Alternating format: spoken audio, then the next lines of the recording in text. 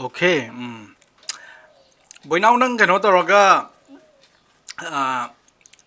nang ngarang yaudab do video di yang bro ngarang. May lakanda yang bro net yarakanda.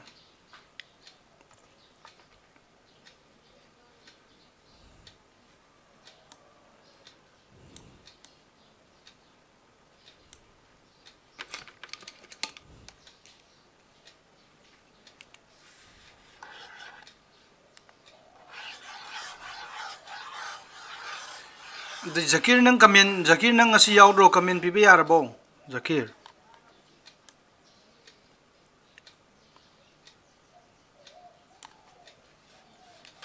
Luyeng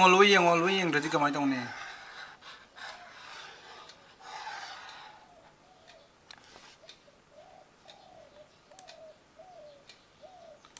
Bila Lakshmi jo moi ka na bagi kano to lai na ko handak se ai di corona lai bani na ko angang di kun muk yaw bane bai se kun muk ka du mayam yaw bane do hauzik mi yam je jate ki na te ba kharam nan na ba kaino ju Bila Lakshmi jo na re ai ga moi ka na bai kaino da lai hai ga da gi setan ju na hai ra loi na ba gi suti loi long na gre ba am na Rosni labo Rosni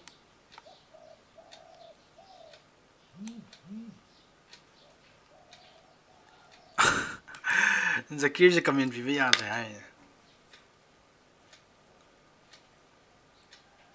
Lanchen badi labo lanchen ba Zakir nang gi do kaino to ba ma le nang YouTube to update to thoga update to thoba khang de nang update to thoga anta yeng natraga nang sign in to dabra email to ga sign in to dabra kaino to de ma le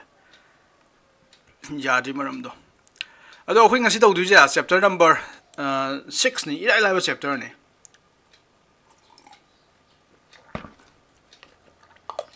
chapter ki maming na inequalities anda yeng ona noi like paina ngoni chapter maming do linear inequality habra inequality ka tanga habra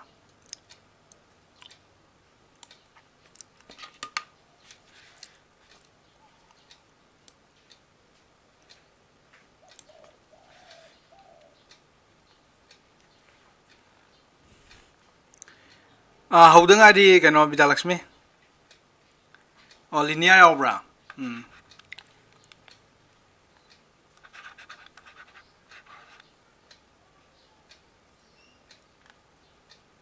linear inequality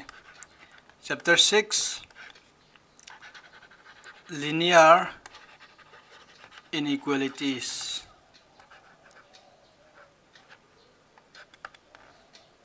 I call linear inequalities akhoi class 10 tam is no linear equation nang tam apne linear equation akhoi chapter number 4 da class 10 nang tam apodo pair of linear equation in two variable ga variable the one variable boy two variable boy darkar ite nang khang je linear equation ai kai no sne class 10 da linear equation ai tar dis 2x plus 5y equals to 7 si linear equation ne kay no ka linear hai ba thadi nang se linear hai ba wa hai je bo he thengna tar ba nang hai je o degree 1 ni hai do degree 1 linear hai ba thadi degree 1 hai the highest power to 1 we dum ne linear hai ba thadi yare ko nang se x variable ani ni yaw je x ko y ga my highest power jen tiaw na power kya kya ka ge 1 1 ka draw aduna ni ma je linear hai je adu si di equals to yaw pungai je ko equation Mes dai na yeb do equals to yok da di equation na ne ab do ado city equation ne ba ado hauji to raise de nangi sigi chapter no class 11 to is de khara advance ora mina class 10 ni do ra roi linear inequalities la ne class 10,000 linear equation na ba ne ba atopal on the linear equalities has we ba no class 10 to right do ado sirana linear equalities ha ba mo in napsalak ba linear inequalities ha ba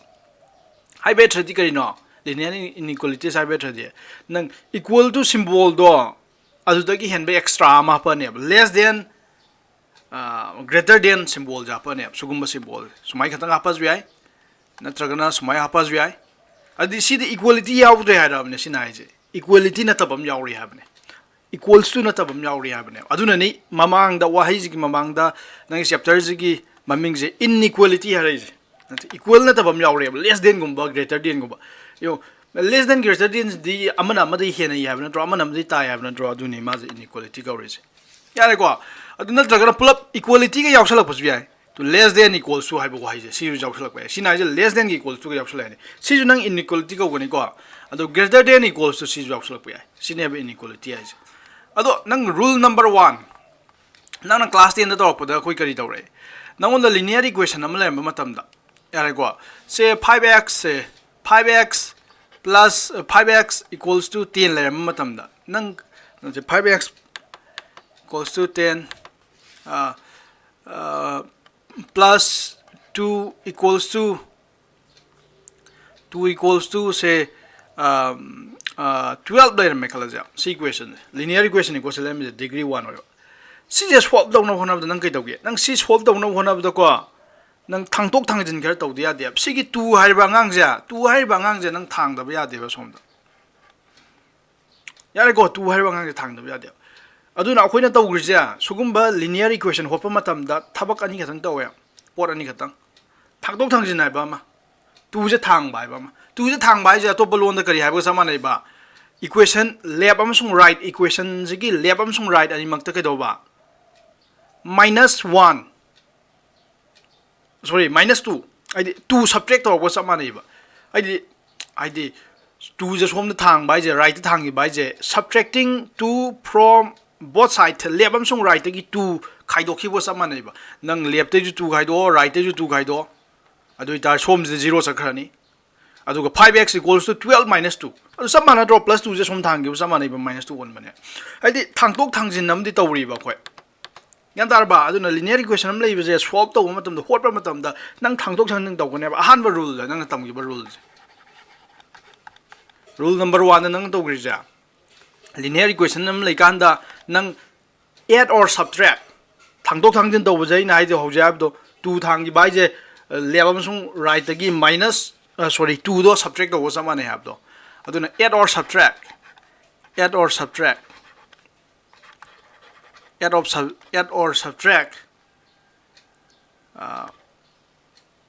a number ama subtract na add to ba from both side side ani maktagi number ama subtract add na subtract to ba si jim jai ba rule number 2 da khoi kari dawgi rule number 2 da kana hangam rule number 2 da khoi divide to ba natraga multiply to ba yai ba nang equation smai lem ba je oh si equation je multiplying the equation by 2 gan by 5 gan multiply to ba yai ba by -5 gan multiplying the equation by -10 gan yare ko si ju yagi ba yare ko aduna multiply khatang na te nang divide to ba ju yagi equation do dividing the equation by -5 gan ado animak -5 na divide to yare ko adu yagi ba haibe thadi rule number 2 je kari no akoina class 10 do give ni ko divide multiply or divide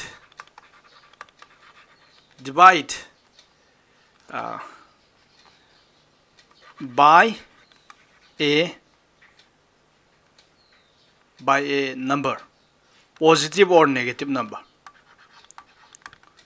yare ko positive or negative number I should negative so am ko positive or negative number si rule ani ji yai ba kasu kai de ba ado hauji ga khoi da hang tu sina class 10 ni ko class 10 da lei je nang on linear equation am nem tar di nang thangtok thangjin jai ani super rule da rule ani khatang nang tam ani super rule da equation do lebam sung right to chap ma da masing am na puri na rak ba masing do negative or joy positive or joy adu na ne sira wahai word se je negative or positive ai je negative na traga positive na multiply to ko na traga negative or positive na sab masing di sab man han ge tum ni ko ai di -10 na multiply to gitar di right to -10 na multiply to tare ad negative ho gira positive ho gira du je jar ka laite -100 na divide to tar di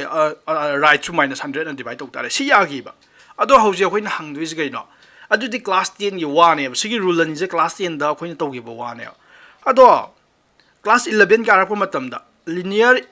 equation do linear inequality no olakpa matam ji di sigi rule ani ja is it still valid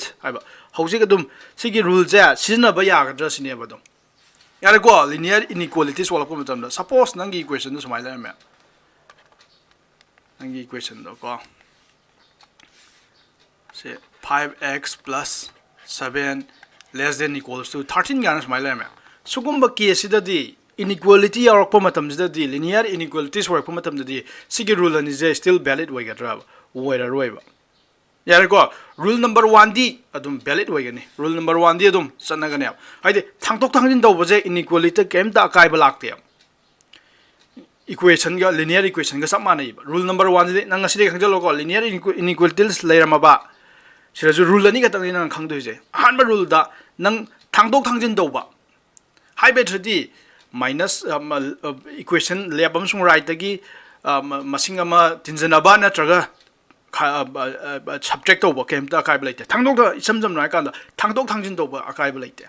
adu rule number 2 ni bera karak tu je rule number 2 di modification kitang la rule number 2 nai je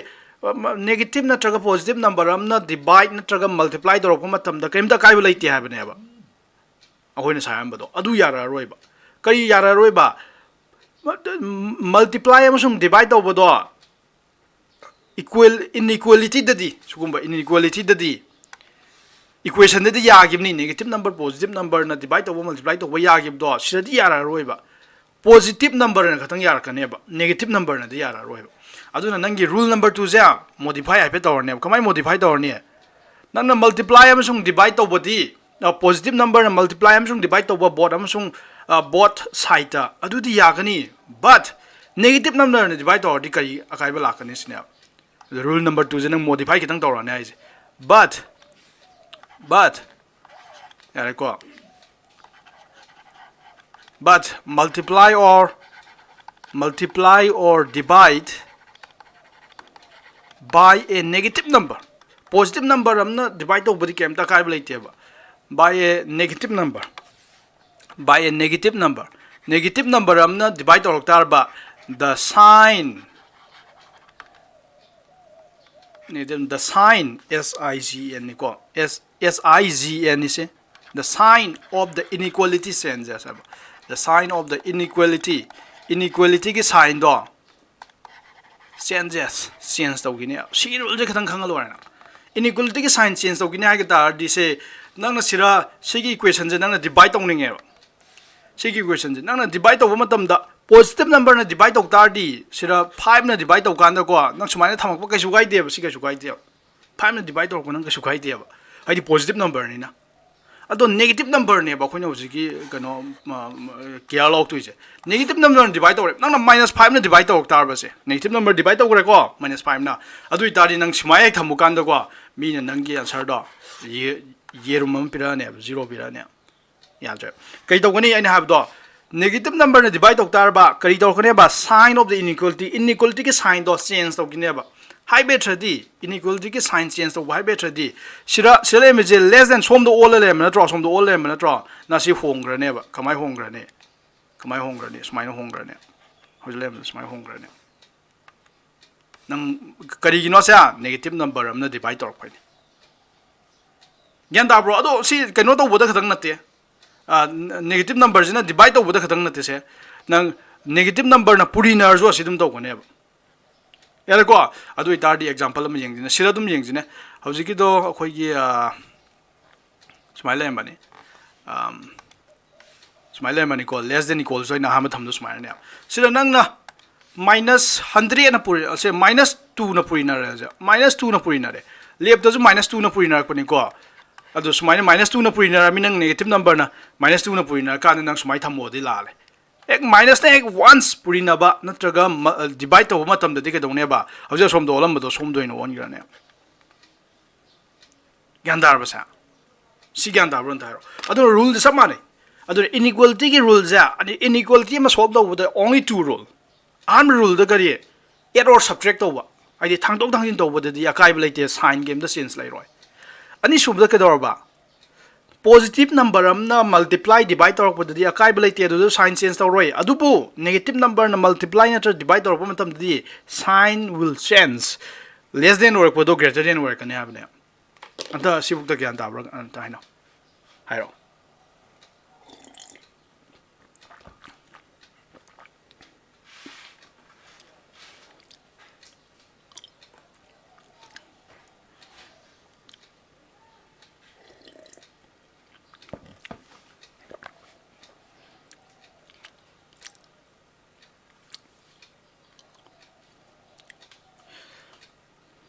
ꯑꯗꯨꯅ ꯀꯩꯝꯇ ꯁꯤꯗ ꯀꯩꯝꯇ ꯋꯥꯅꯤꯡꯉꯥꯏ ꯂꯩꯇꯦ ꯑꯗꯨ ꯅꯪ ꯉꯁꯤꯗ ꯑꯩ ꯀꯥꯎꯔꯣꯏꯗꯕꯁꯦ ꯑꯗꯨꯅꯦ ꯑꯩꯅ ꯍꯥꯏꯕꯗꯣ ꯁꯥꯇ꯭ꯔ ꯈꯔ ꯑꯃꯗꯤ ꯂꯩꯕ ꯁꯥꯇ꯭ꯔ ꯈꯔ ꯑꯃꯗꯤ ꯂꯩꯕ ꯑꯣꯖꯥꯅ ꯍꯟꯖꯤꯟ ꯍꯟꯖꯤꯟ ꯇꯥꯛꯏꯉꯩ ꯑꯗꯨꯝ ꯀꯥꯎꯕꯀꯣ ꯑꯗꯨꯝ ꯅꯥꯇ꯭ꯔꯪ ꯑꯃ ꯆꯠꯄ ꯅꯥꯇ꯭ꯔꯪ ꯆꯠꯄ ꯍꯥꯏꯁꯦ ꯃꯁꯥꯏ ꯄꯣꯛꯊꯣꯔꯛꯄꯗꯒꯤ ꯆꯠꯄ ꯅꯠꯇꯦꯀꯣ ꯃꯥꯒꯤ ꯋꯥꯈꯜꯂꯣꯟꯗ ꯂꯩꯅꯦ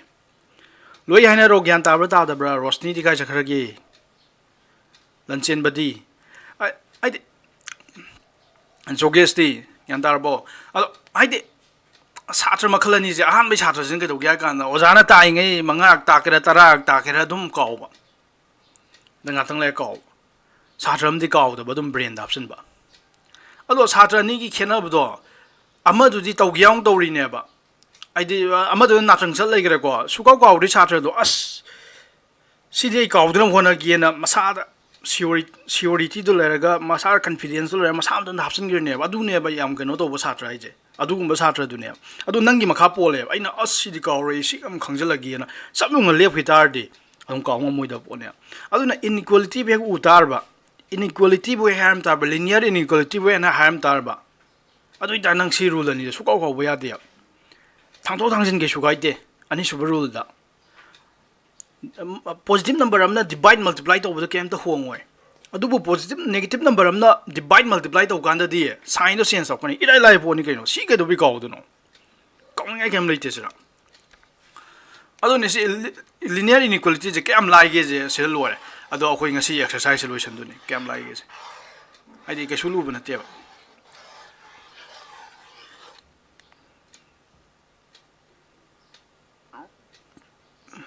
ꯕꯤꯗ꯭ꯌꯥꯁꯥꯒꯔ ꯅꯪ ꯃꯤꯔ ꯂꯥꯏꯔ ꯕꯤꯗ꯭ꯌꯥꯁꯥꯒꯔ ꯑꯩ ꯕꯤꯗ꯭ꯌꯥꯁꯥꯒꯔꯗꯅꯤ ꯍꯪꯉꯤꯀꯣ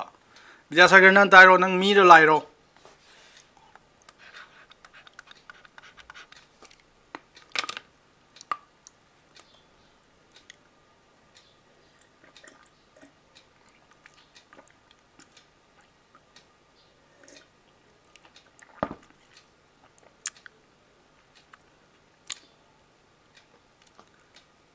ꯑꯦ ꯕꯤꯗ꯭ꯌꯥꯁꯥꯒꯔ ꯅꯪ ꯃꯤꯔ ꯂꯥꯏꯔ ꯍꯥꯏꯕꯅꯤꯅꯦ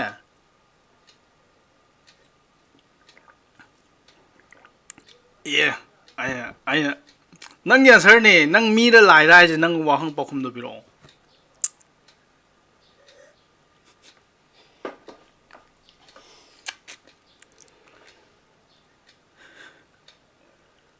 ꯍꯥꯏꯔꯛꯑꯣ ꯑꯦ ꯃꯇꯝ ꯃꯥꯡꯍꯜꯂꯅꯨ ꯀꯩꯅꯣ ꯅꯪ ꯃꯤꯅꯤ ꯃꯤ ꯑꯣꯏꯔ ꯃꯤꯅꯤ ꯍꯥꯏꯔꯣ ꯂꯥꯏ ꯑꯣꯏꯔ ꯂꯥꯏꯅꯤ ꯍꯥꯏꯔꯣ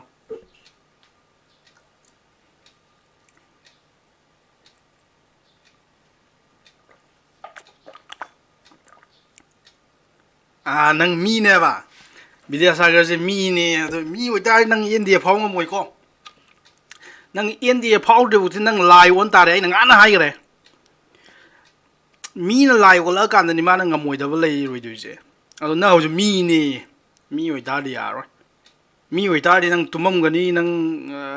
ꯆꯥꯕꯒ ꯇꯨꯝꯃꯒ ꯇꯧꯔ ꯂꯩꯔꯝꯃꯅꯤ ꯅꯪ ꯌꯥꯔꯔꯣꯏ ꯑꯗꯨꯗꯤ ꯅꯪ ꯂꯥꯏ ꯑꯣꯟꯒꯗꯕ ꯌꯥꯔꯦꯀꯣ ꯂꯥꯏ ꯑꯣꯟꯕ ꯍꯥꯏꯇꯥꯔꯗꯤ ꯀꯩ ꯍꯥꯏꯕ ꯃꯤꯅꯒ ꯅꯃꯥꯟꯅꯕꯉꯩꯅꯒ ꯇꯨꯝꯅꯔꯀꯥꯟꯗ ꯅꯪꯅꯒ ꯑꯍꯤꯡꯗꯒ ꯂꯥꯏꯔꯤꯛ ꯄꯥ ꯂꯩꯔꯝꯕ ꯌꯥꯔꯦꯀꯣ ꯃꯤꯅ ꯇꯧꯉꯝꯗꯕ ꯊꯕꯛ ꯇꯧꯔꯛꯄꯗꯨꯅꯤ ꯂꯥꯏ ꯍꯥꯏꯁꯦ ꯌꯥꯔꯦꯀꯣ ꯑꯗꯣ ꯅꯪ ꯃꯤꯅꯦ ꯍꯥꯏꯔꯦ ꯑꯗꯣ ꯌꯥꯔꯣꯏ ꯅꯪ ꯌꯥꯔꯣꯏ ꯂꯥꯏ ꯑꯣꯜꯂꯣꯀꯣ ꯂꯥꯏ ꯑꯣꯟꯗ꯭ꯔꯗꯤ ꯅꯪ ꯑꯦꯟ.ꯗꯤ.ꯑꯦ ꯐꯥꯎ ꯉꯝꯃꯣꯏ ꯌꯥꯔꯦꯀꯣ ꯂꯥꯏ ꯑꯣꯜꯂꯣ ꯅꯪ ꯌꯥꯔꯦ ꯑꯗꯣ ꯀꯣꯏꯁꯟ ꯅꯝꯕꯔ 1 ꯇꯧꯔꯁꯤ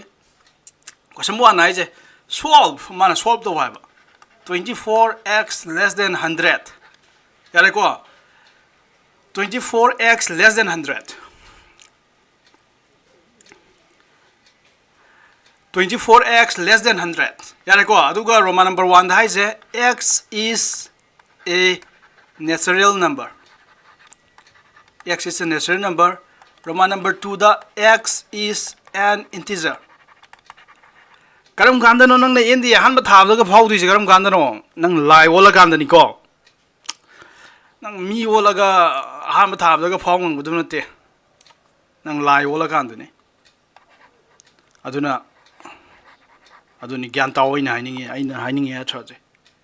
ꯅꯪ ꯃꯤ ꯑꯣꯏꯔꯒ ꯀꯩꯁꯨ ꯅꯪ ꯐꯥꯎꯕ ꯉꯝꯃꯣꯏꯀꯣ ꯂꯥꯏ ꯑꯣꯜꯂꯀꯥꯟꯗ ꯅꯪ ꯐꯥꯎꯗꯣꯏꯁꯦ ꯋꯥꯔꯤꯗꯤ ꯌꯥꯝ ꯂꯩꯀꯣ ꯋꯥꯔꯤꯗꯤ ꯌꯥꯝ ꯂꯤꯅꯤꯡꯉꯦ ꯑꯗꯣ ꯀꯣꯔꯁꯁꯦ ꯌꯥꯝ ꯊꯨ ꯂꯣꯏꯅꯤꯡꯉꯤ ꯀꯩꯒꯤꯅꯣ ꯍꯥꯏ ꯀꯥꯟꯗ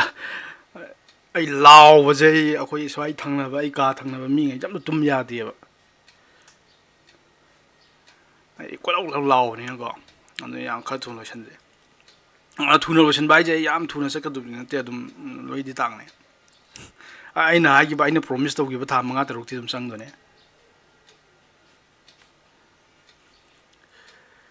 ꯀꯝꯄ꯭ꯂꯦꯛꯁ ꯀ꯭ꯋꯦꯁꯟ ꯑꯔꯨꯕ ꯍꯣꯏ ꯑꯔꯨꯕꯗꯤ ꯃꯔꯛ ꯃꯔꯛꯇ ꯌꯥꯝ ꯂꯨꯕꯗꯤ ꯍꯪꯉꯦ ꯑꯗꯣ ꯌꯥꯝ ꯂꯨꯕꯗꯤ ꯌꯥꯎꯔꯣꯏꯀꯣ ꯅꯪ ꯀꯟꯁꯦꯞꯇꯣ ꯈꯛꯇꯪ ꯈꯪꯈꯤ ꯇꯥꯔꯗꯤ ꯂꯣꯏ ꯂꯥꯏꯕꯅꯦ ꯀꯝꯄ꯭ꯂꯦꯛꯁ ꯅꯝꯕꯔꯗꯤ ꯈ꯭ꯋꯥꯏ ꯂꯥꯏꯕ ꯀ꯭ꯋꯦꯁꯟ ꯍꯪꯉꯤꯁꯦ ꯀꯝꯄ꯭ꯂꯦꯛꯁ ꯅꯝꯕꯔꯅꯦ ꯅꯤꯔꯁ ꯅꯪꯅ ꯀꯝꯄ꯭ꯂꯦꯛꯁ ꯅꯝꯕꯔꯁꯦ ꯑꯍꯥꯟꯕ ꯑꯣꯏꯅ ꯊꯦꯡꯅꯕꯒꯤ ꯅꯣꯏꯅ ꯑꯍꯥꯟꯕ ꯑꯣꯏꯅ ꯊꯦꯡꯅꯔꯛꯄꯩ ꯂꯨ ꯃꯥꯟꯕ ꯋꯥꯅꯦꯕ ꯈ꯭ꯋꯥꯏ ꯂꯥꯏꯕꯗꯤ ꯀꯝꯄ꯭ꯂꯦꯛꯁ ꯅꯝꯕꯔꯅ ꯂꯥꯏꯗꯣꯏꯅꯦ ꯌꯥꯔꯦꯀꯣ ꯁꯤꯁꯦ ꯁꯣꯜꯞ ꯇꯧ ꯍꯥꯏꯕꯅꯦ ꯃꯥꯅ ꯑꯩꯁꯦ ꯁꯣꯜꯞ ꯇꯧ ꯍꯥꯏꯕꯅꯦ ꯌꯥꯔꯦꯀꯣ ꯑꯗꯣ ꯅꯣꯏ ꯉꯁꯤꯗꯤ ꯅꯣꯏꯒꯤ ꯀꯩꯅꯣꯗꯣ ꯅꯣꯏꯒꯤ ꯀꯩꯅꯣ ꯍꯣꯝꯋꯥꯔꯛ ꯀꯩ ꯇꯧꯕ ꯗꯤꯁꯀꯁꯟ ꯀꯩ ꯇꯧꯕꯗ ꯄꯥꯔꯠꯅꯔ ꯁꯦꯝꯕꯩꯗꯣ ꯑꯩ ꯉꯁꯤ ꯑꯞꯗꯦꯠ ꯇꯧꯔꯛꯀꯦꯀꯣ ꯍꯥꯏꯗꯤ ꯑꯅꯧꯕ ꯁꯥꯇ꯭ꯔꯁꯨ ꯃꯌꯥꯝ ꯌꯥꯎꯔꯦ ꯑꯗꯩ ꯁ꯭ꯇꯦꯕꯤꯅꯤꯌꯥꯁꯨ ꯇꯣꯛꯈ꯭ꯔꯦ ꯃꯥ ꯀꯩꯅꯣ ꯇꯧꯗꯅ ꯐꯔꯛ ꯇꯥꯕ ꯈꯔ ꯂꯩ ꯃꯥ ꯂꯩ ꯑꯗꯨꯅ ꯑꯅꯧꯕ ꯑꯩ ꯍꯣꯔꯦꯟ ꯑꯅꯧꯕꯗꯣ ꯁꯦꯝꯃꯛꯀꯦ ꯑꯗꯨꯒ ꯅꯣꯏ ꯈꯪꯉꯅꯤ ꯅꯣꯏ ꯄꯥꯔꯠꯅꯔ ꯂꯣꯏ ꯈꯪꯉꯅꯤ ꯑꯗꯣ ꯁꯤ ꯂꯩꯁꯦ ꯁꯤꯁꯦ ꯁꯣꯜꯞ ꯇꯧ ꯍꯥꯏꯕꯅꯦꯕ ꯑꯗꯨ ꯑꯣꯏꯇꯥꯔꯗꯤ ꯁꯤꯗꯤ ꯏꯔꯥꯏ ꯂꯥꯏꯔꯦ ꯀꯩꯅꯣ 24x less than 100 ꯌꯥꯔꯦꯀꯣ 24x less than 100 ꯑꯗꯨ ꯑꯣꯏꯇꯥꯔꯗꯤ ꯅꯪ ꯁꯣꯜꯞ ꯇꯧꯕ ꯍꯥꯏꯁꯦ ꯀꯩꯅꯣ ꯁꯣꯜꯞ ꯇꯧꯕ ꯍꯥꯏꯇꯥꯔꯗꯤ x की ꯚꯦꯂꯨ ꯄꯨꯊꯣꯛ ꯍꯥꯏꯕꯅꯦ ꯁꯣꯜꯞ ꯇꯧꯕ ꯍꯥꯏꯇꯥꯔꯗꯤ x की ꯚꯦꯂꯨ ꯄꯨꯊꯣꯛ ꯍꯥꯏꯕꯅꯦ ꯅꯣꯏ ꯍꯥꯟꯅꯗꯩ ꯈꯪꯉꯝꯕꯅꯤ ꯑꯗꯨ ꯑꯣꯏꯇꯥꯔꯗꯤ ꯁꯤꯗꯤ ꯅꯪ ꯏꯔꯥꯏ ꯂꯥꯏ ꯄꯨꯊꯣꯛ ꯌꯥꯔꯦ ꯀꯔꯤ ꯇꯧ ꯌꯥꯔꯦ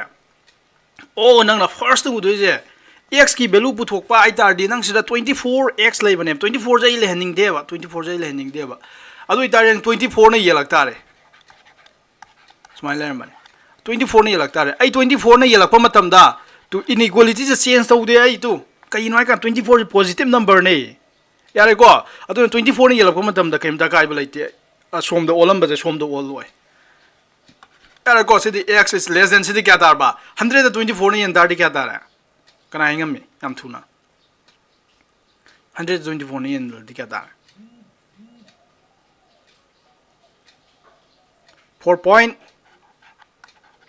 ꯀꯅꯥ ꯍꯥꯏꯉꯝꯒꯦ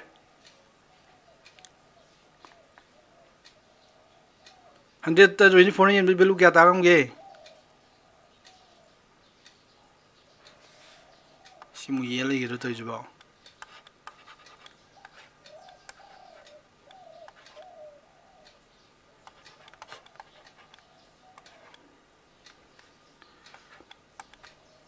ꯁꯤ ꯈꯪꯗꯦ ꯑꯩ ꯀꯩꯅꯣ ꯇꯧꯔꯒꯦ 4.15 ꯍꯦꯛꯇ ꯊꯝꯃꯣ ꯌꯥꯔꯦꯀꯣ ꯑꯁꯤ ꯂꯥꯜꯂꯝꯕ ꯌꯥꯏꯀꯣ ꯑꯗꯣ ꯑꯩꯗꯤ ꯃꯇꯝ ꯃꯥꯡꯍꯜꯂꯔꯣꯏꯒꯦ ꯍꯣꯠꯂꯔꯣꯏꯒꯦ 4.15 ꯑꯦꯔꯥꯎꯟꯗ ꯁ꯭ꯋꯥꯏ ꯇꯥꯔꯝꯃꯅꯤ ꯌꯥꯔꯦꯀꯣ ꯑꯗꯣ ꯔꯣꯃꯥꯟ ꯅꯝꯕꯔ 1 16 ꯍꯥꯏꯔꯦꯀꯣ 16 ꯍꯥꯏꯔꯣ ओके अदो रोमा नंबर 1 जेंगसिको रोमा नंबर 1 हाइजे x is a natural number हाइबा नंग तारकपो फोल दो अदुगी x तो natural number न हाइबा अदु इतारदी नंगी x की वैल्यू जे सिरा फंगी जे सिगी इक्वेशन जे सॉल्व तोबो मतमदा सिरा सॉल्व तोबो मतमदा फंगी जे कइनो नंगी x की वैल्यू जे 4.16 से सिरै पिक कदुबा हाइबने x की वैल्यू जे कदुबा 4.16 ते पिक कदुमने हाइबने अदु रोमा नंबर 1 हाइजे x की वैल्यू तो natural number वैल्यू हाइबने अदु इतारदी नंग थिरक्तोइसे ओ रोमन नंबर 1 की आंसर से खुंगी आई तारी x की वैल्यू से कना तार मनेबा नेचुरल नंबर 4.6 तक पिक पाए 4.16 तक पिक 4.16 तक pick natural number start from 1 हम द 1 यारे हाइदि 4.616 तक पिक नेचुरल नंबर का हैबनी 2 यारे 3 यारे 4 यारे सिबु यारे सि रोमन नंबर 1 आंसर ने Roman number 2 the Roman number 2 noise x is an integer हाइबा अदु 4.16 तक पिक पाए इंटीजर मयाम हाइबा 4.16 तक पिक इंटीजर मैम है अदो इतारदी 4.16 तक पिक इंटीजर मैम लेगरे कना कना लेगरगी 1 जु यारे 2 जु यारे 3 जु यारे 4 जु यारे मैम 0 जु यारे -1 जु यारे -2 जु यारे मैम जागरे -3 जु यागरे सी इंटीजर ददी आ बुक सखि यारे माइनस आ लोय बुक आ नेगेटिव नंबर मैम -4 -5 -6 लोय सखि यारे आइदी आ यौ सखि यारे यारे गो अदु इतारी नंग सिजे सुमाइना थंबदि नुंगाइत्रे लोइ इबा ngamद्रबनिना नंग कनो दा थम यारे कनो सेट बिल्डर फॉर्म दा यारे को सेट बिल्डर फॉर्म दा थम तारदि कमाइ थमनी x equals to निंगजांगो x नंगी सेटो सॉरी से याउ दिजे x नि such that x belongs to integer यारे को n नंगी x तो करी करी के मरते लेबा x तो is less than क्या दारबा less than 4.16 यार सी रदम लो यार लाइव अदो क्वेश्चन नंबर 2 जे 2 जे दी यो 2 जे यो minus 12x less than 30 है को सिम्ता को होलम गया दुगा ये कांदुनी को 3 4 कांदुनी होमवर्क बिरम गया क्वेश्चन नंबर 2 होत गया क्वेश्चन नंबर 2 जिना है जिनके दो minus 12x आई माइनस आउ जिनी को होलम गया है 30 से सब माने तो सी नंग के दौरनी से उगान ना ओ सर x स्वप तो हाइने x वैल्यू पुतो हाइने -12 ने यलानी सोम जो -12 ने यलानी अदो -12 ना 1 सेन की मतम नंग के दौने बा inequality तो साइन चेंज तौने हाबदो अदुना नंग से next step to nang to duja -12x adu se 30 le mani ko ani zida nang -12 na yalani ka yinai ka thana ga x ka dang phangna wona duni -12 ado som da le ambe som do in change da ko ne ado isi kya tar ba x is less than si ka ra yam ge si 2 point something la ni ko -2 point something ai khang dre 2.3 da ga around ta zara mani ya le ko ado itar di han ba da mana roman number 1 da ji ke no x is a necessary number है बने Roma number 1 the solve the wise x is a necessary number है बने x is a necessary number wise ने अदो इतारदी नंगो the fungi bay x की value जे के दरबा -2.3 दगी पिक प वैल्यू है बने अदो हान बे ऑप्शन है जे x is necessary number है बने रोमा नंबर 1 है जे अदो 2.3 दगी पिक बा -2.3 दगी पिक बा इतारदी कना कना नो से 0 1 0 1 2 3 -1 -2 -3 -4 -5 -6 अदो इतार कना कना तारा नि नोय हाय में लंचेन में 2.5 है सुमम दे माले को मादे अंक होत पाई बने -2.5 है -2.5 तक की पिक पा नेसेसरी नंबर है कना कना हो जाने कना हाय में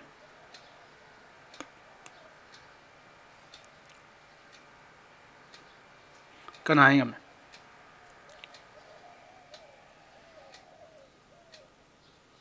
रोमन नंबर 1 के आंसर क्या था दोनों आई x वैल्यू नेचर नंबर है आई नंगों द फंगी जे इक्वेशन सॉल्व तो द नंगों फंगी जे x वैल्यू जे -2.5 ते पिक दुम ने फंगी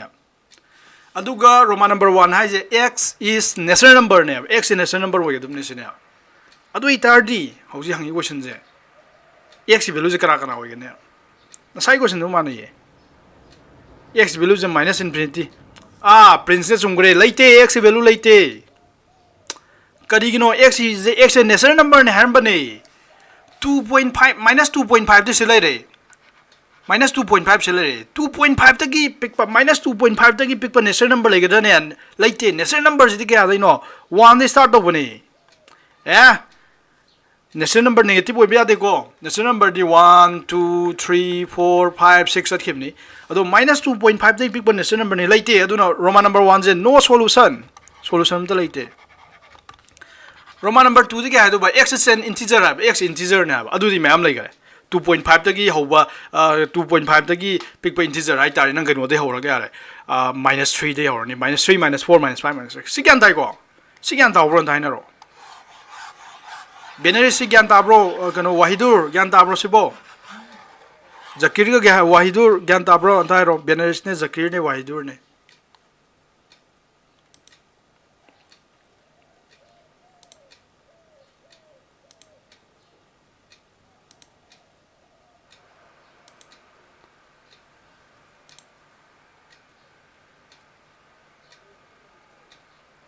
ताई को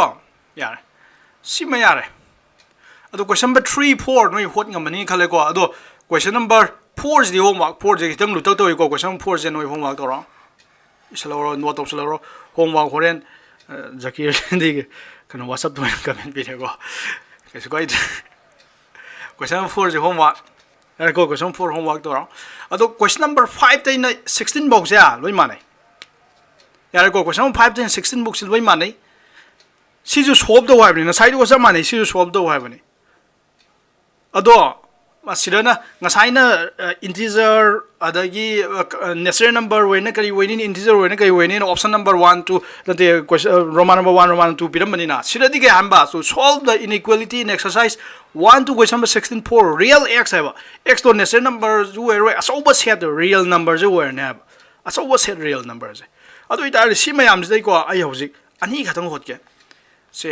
10 जिगा आई लास्ट की से 15 जिगा हो लगे 16 हो लगे को 10 का 15 का तो क्वेश्चन नंबर 10 हानो के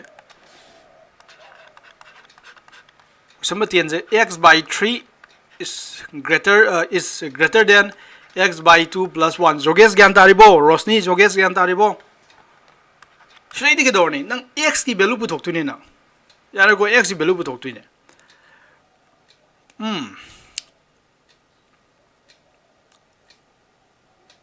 Okay. Adu itari si first of all nang first of all x by 3 dum thambiro si less than sidi nang khoi gi hanai to bi x by 2 plus 1 sidi x plus 2 by 2 taramani. Yare go si tare. Adu itari di multiplying both side by 3 6 na multiply to ge ai makada something by something fraction ki form da lai ba jai pam de ba duna let me multiply by 6. So 6 na purina ra ge so 6 na purina ge kai you know because 6 is the LCM of 2 and 3 2 amsong 3 ki LCM ne 6 e aduna 6 na ani mak purin tar di kakthana ra makha da leiba masing je loi kakthana gi yare na adu gi ni ko 6 na multiply to ja 6 na sira multiply to tar di si 2x ta gre kakthana ra 3 na 6 na multiply to tar di adu inequality ti change to roi ko kai gi noi kan da 6 a positive number neba. Positive number multiply divide over koi inequality sign the sign of the inequality will not change. Yare go 6 na multiply to that is 6 na multiply to that is kak tari 3 dare. Adu 3 na muk se thuga yare 3x plus 6. Sibu gyan daw bro. Gyan dai go. Adu tar di.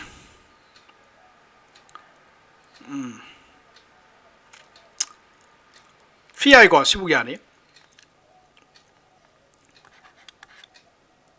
Sibu yare ko adu itari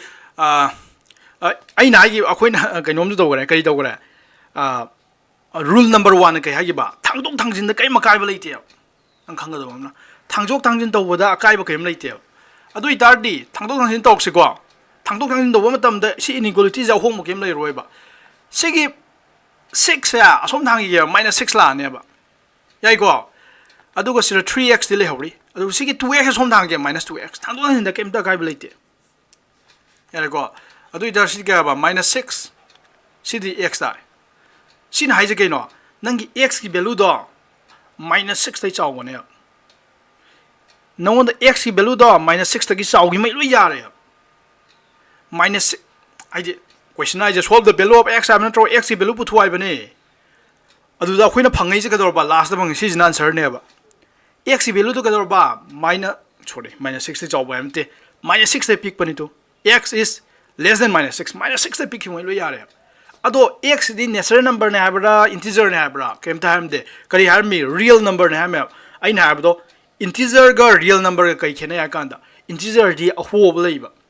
जोगे season नंग हाना खंगरबे यो integer दी अहो बलै integer has holes अहो बलै but real number दी अहो बलैते जोगेश नंग हाना खंगरा बसी जा हाना दिं ममांग दि रॉक पैसा ट्रने दि खंगम गनि को इंटीजर दे हो बलैते रियल नंबर दि इंटीजर दे हो बलै रियल नंबर दे हो बलैते सि खंग ब्रो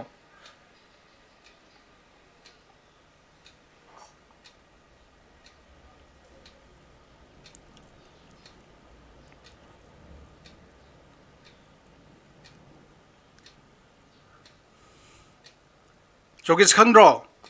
अदुना real number se ahob lai rak tabai ne ba kai non hai ju nang khangradi class aina chapter number 1 da set da ina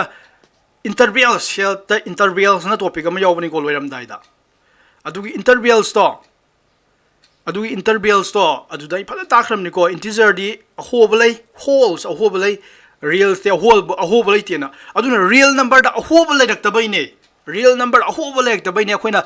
close interval open interval की idea लाई जे ते नते अब होब ले तब दैने अदुना सर real number हायर बिन को होब ले एक्ट्रम ने अब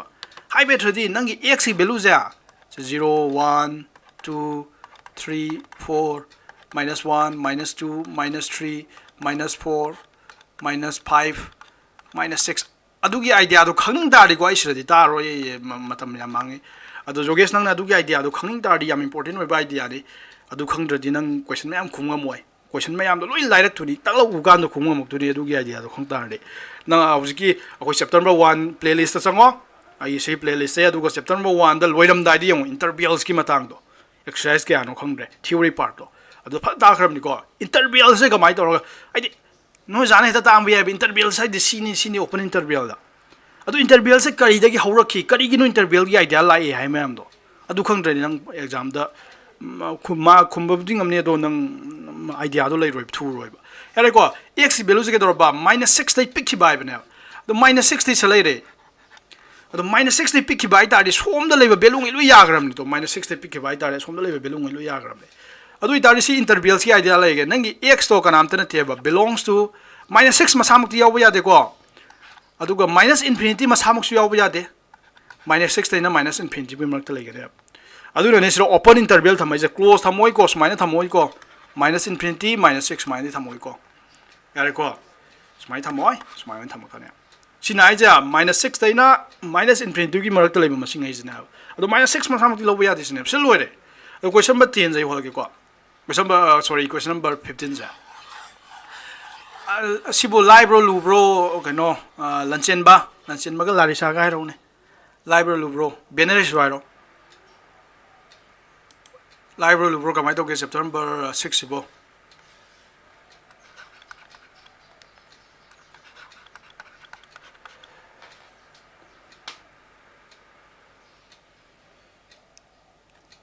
Helian haije sumi ko Helian haije akoi September 1 September 5 lo idang hairi ado my we just complete September 5 and you already forgot it haije gaino na Helian haije atraji khangbra kana khangwe yaw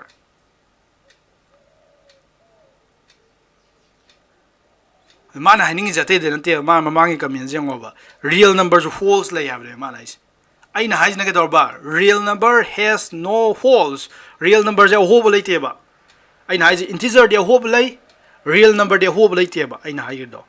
ado Helian haije akoi September 5 loi dang ai 5 to aingon dai ni ko mana 5 to ko fo mani real numbers of hope lay have ne kana khangame mana haiju sum me kias amarom de real numbers of hope lay har ko ne adu explanation mangon da hango asi explanation da explain tam ngam right x by 4 is less than 5x minus 2 prince na isume ado si joges nang gyan ta de ko ai na du ne September 1 sangwa adu ga loyam dai exercise kya da noi gaw re ko 1.4 ge no moi bane adu ge theory part wi yango badu ai matang do adu the real number si gi real number de hob late complex number sorry real number de hob late integer de hob late adu ni interval ge idea ji kam ai dor sagal ki ge do ai ta khrab ne ba yare ko kano benaris ka kano ga sakra ge lanchen baga aina nabai ni gyan tar bang ga kaim ta akti kano di lai sa de rai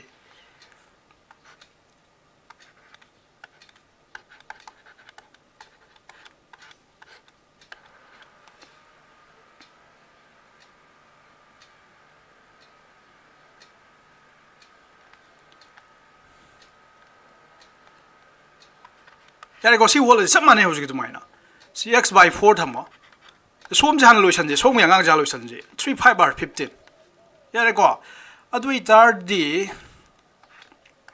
okay 3 na 5 and 15 and 35 adui tar di som the 5 into 5x minus 2 tare minus is 3 7x minus 3 tare yare ko asidi kya tare 25x minus 10 minus 21 x minus minus plus 9 by 15 x by 4 15 cd 25 minus 21 the you get 4x adugo 9 minus 10 the you get 1 minus 1 so mi go okay adai di nang si sikador ne du di 4 ga na samana reside 4 ga 15 ga LCM lo ro natraga na 4 ga 15 ga LCM lo yare natra ju nang do lo na cross multiply to ju yar bjane cross multiply to na ro se si cross multiply ju yai ko adu ta di cross x into 15 di 15x tare yare ko adu ga si 4 multiply to ta di 4 4 are 16x minus 4 si kyan dai ko adu itar di 15x sorry 4 is som thango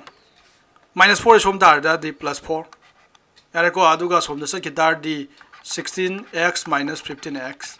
sidi kya tar ba 4 is less than x ai di 16x minus 15x di x na ai nang x ki value do kari hai no x ki value do 4 de pick ya ya ba x ki value 4 de pick na ai tar di 4 de pick ngai di 3 ama ma lo ya lo ya a kwai pick pa ma sing lo ya re adu x belongs to negative infinity till 4 aside ma ya lai yon trans like ko the homework say na sa question number 4 homework figure ko adu question number 11 homework adu question number 14 homework 11 ke 14 ke homework ne ko question number 11 and question number 14 homework question home sure ko homework figure ja adu yo adu question number 17 18 19 20 ja grab you hai bani ko si samane ai hol hoi ko grab you hai tari number line to yek thu hai bani si question number ga nuga samane question number 17 18 19 20 ja mathaki question mayam je ga samane ba adu da extra am ga ngap salam ne sumai no hot loi matung da grab yek thu ma ne akoi na sai de grab yek lai kai no 1 2 3 4 5 minus 1 minus 2 minus 3 do minus infinity si grab ye mo ne grab you hai bi de ma 4 da yaura 4 ma pas de ho ba tham do ne ko hole kai noi kana 4 ma samung yau de adu ga nang sile yek tu ja minus infinity bo sumai ni you ma ne number line da de ke su si ke su lu na ti ko question 17 18 19 20 jai ka le ko adu ga question now je ga kano si ga no ga ya ta what problem kan le re se what se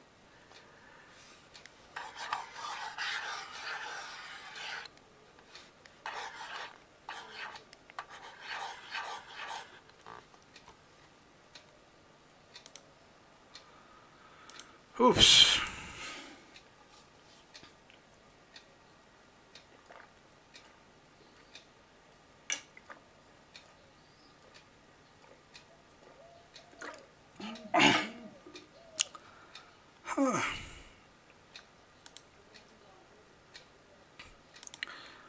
Vidyalakshmi nang yaw ribo Vidyalakshmi je hospital da dilay ya bani ko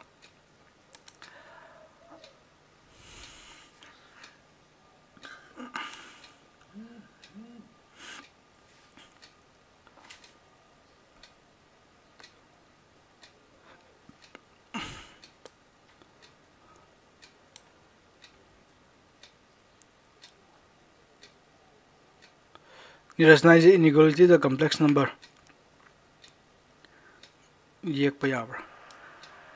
inequality da complex number ke matang lai adudi yam lu gore suba concept ne adudi noi da di syllabus andre yek pa yabra matang lai the complex number di yam asoba kai nom ne ba dimension am da set karne ba complex number yek la kan de kano real id complex number yek kai da di nawon do yib do units polar coordinate or complex plane hai ba do akhoi hanagi real plane je ara roiba cartesian plane rectangular coordinates je ara roiba yara ko question 21 jeng je question 21 je lai question ni ko question 21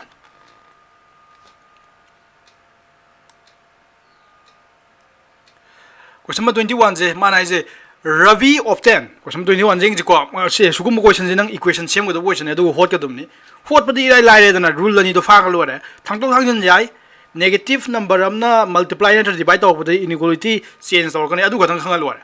adu c gi equation ne extra am absolute ba equation me am do what chi gi wari is the gi equation me am do itho do hol ha bani adu di samai tra nang equation pa bai tare equation pa jeng rabi hai ba angang jina obtain 70 and 75 marks in the first two unit tests ba unit test ani ahan ba unit test ka unit test 2 ga first unit test ka second unit test ka do go first unit test na 70 phang second unit test na 75 phang find the minimum mark he should obtain in the third test test hum ni go test hum ni test number 1 unit test 1 unit test 2 unit test 3 unit test 1 ma kya phang ba 70 phang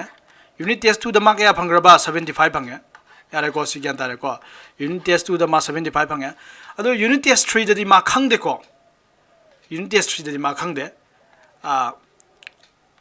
unit test 3 da kya phang ge khang de find the minimum mark he should obtain in the third test unit test 3 da ma mark kaya ka phangada ge puthu wa bne adu de koi maths da dum x lok sale ab do khangdra mina yare ko x lok sale hot ni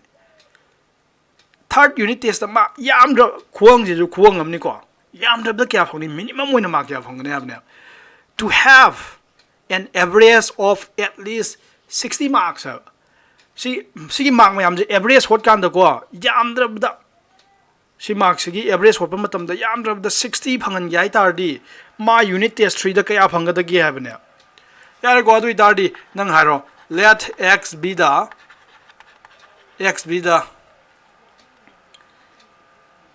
the minimum mark obtained in unit test 3 unit test 3 da minimum mark phangadum ne do x no well ado mana question da har mis no condition pyramid je average height are the 70 according to question armo according to question hiding is no average to yam drop the 60 yam average height that go mark hum do average ni 70 average no itam me plus 75 plus x by 3 see average to ni ko average idea is ni yare ko average se dor ba see average ki value to ni average se yam drop the 60 yam ne yam drop at least 60 yam ne average se yam drop the 60 wen do ne ba yam drop the high bet de no yam drop the nang nupa ani ko ge dum ne ara yam drop the nang nupa ani ko ge dum ne ai ta nang nupa ani ko be ai ahum ko be ai mari ko be ai adu nupa ani dai di ta na ko be di ya roi kai no kan yam drop the ani ko ge dum ne adu yam drop the 60 yam drop the 60 di phangdum ne at least adu ita di 60 yai equals to thamo adu ko 60 di pick padi ya de 60 di loi jaw ka dum ne adu na si equation nan sim me gyan ta bro si equation sim reason ta gyan ta bran ti ngona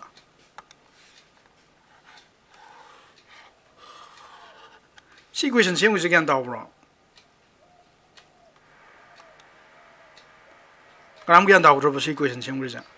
ai average to yam 60 ya bne adu 60 wo be ai 60 jaw wo be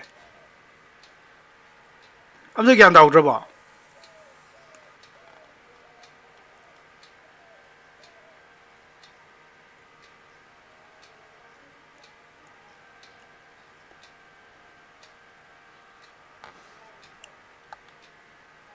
kaudre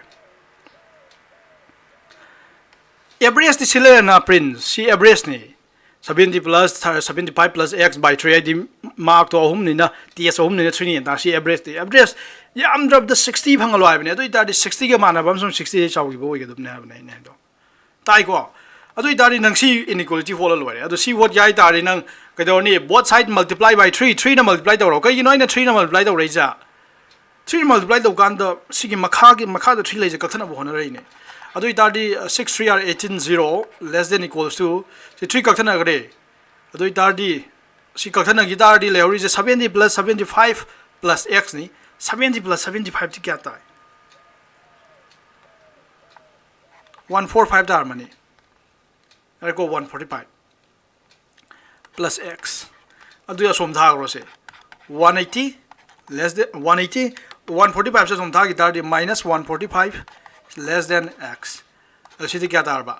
180 they 145 they 35 less than x less than equals to x यार को यहाँ तार को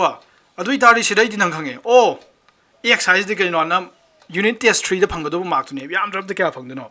तो याम drop दे नंग unit test 3 दे को याम drop दे नंग mark कुंट्रांग आ फंगदो नहीं अब तो आइडी x की value is 35 to less than equals to I bet at least I bani yam drop da bani adi yam drop the 35 ado 30 yam drop the I bet 35 ti chawng lo bu ya ba 36 37 phang ju ya ado nang gi nang unit test 3 da yam drop da ma ku thanga phang ga dum ne kai dong na ba average hol ba matam da 30 de chawng na kai no lemrem biga kai no gyan ta bro lemrem biga susma ga tai ko sin lo er se ado itari x value jena asipang yam the minimum the 35 irai lai ko irai lai ni khale thing je len to ado question number 22 je hot lor no ina san ta try tau ja gi tau jaro 22 ji hot lor no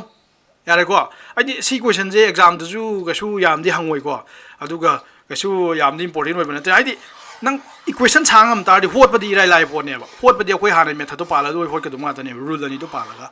adu equation sa do khathang ne ba kaino khoi da lu ri je ado ai hoji kaino to ge ba question am tang go holam ge question number 23 ga 24 ga ji yang ba manam ni ado homework pi do ni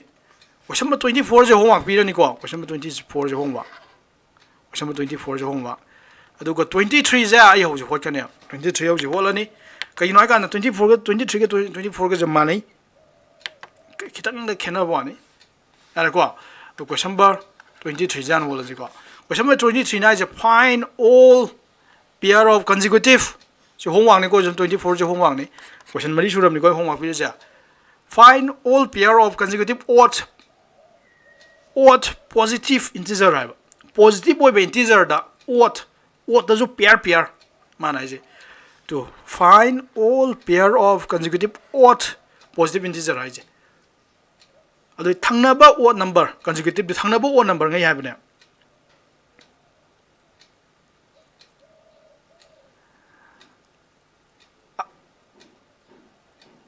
ko ko nai na ji la membe yare ko thangnaba odd integer ngai yare ko thangnaba odd integer ngai adu tar se thangnaba odd integer ngai di ge ha gi basa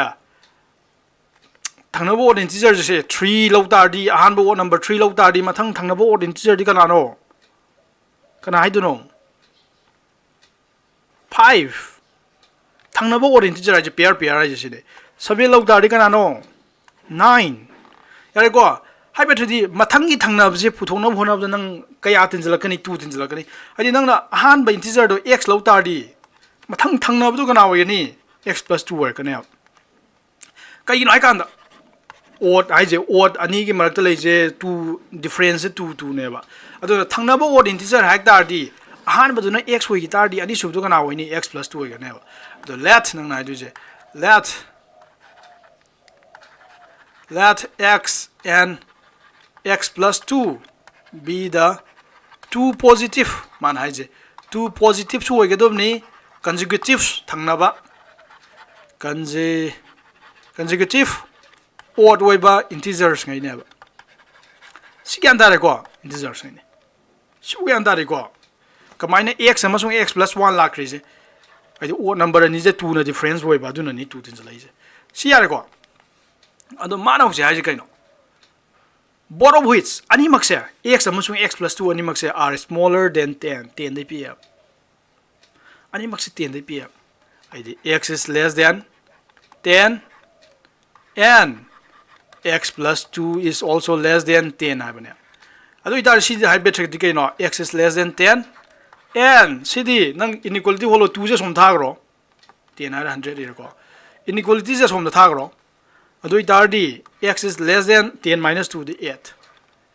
ado itar di ani maksibo obey to bhai bane x value je 10 dai ju p 8 dai ju p ba ado itar di ani maksibo ama khatang da khoi question du ni ani maksibo ya bai tar x value je 10 8 dai p lor ne